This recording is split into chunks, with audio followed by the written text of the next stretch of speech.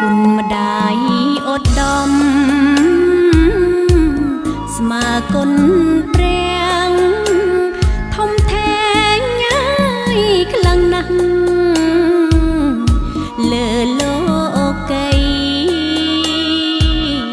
ម្ដាយសួយលំបាកនឿយហត់ពេកក្រៃឲ្យតែ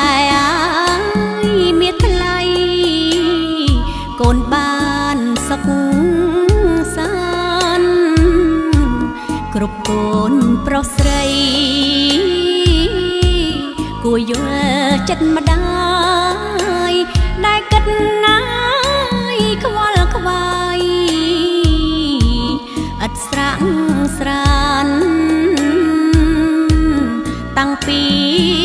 កំណើតលុះ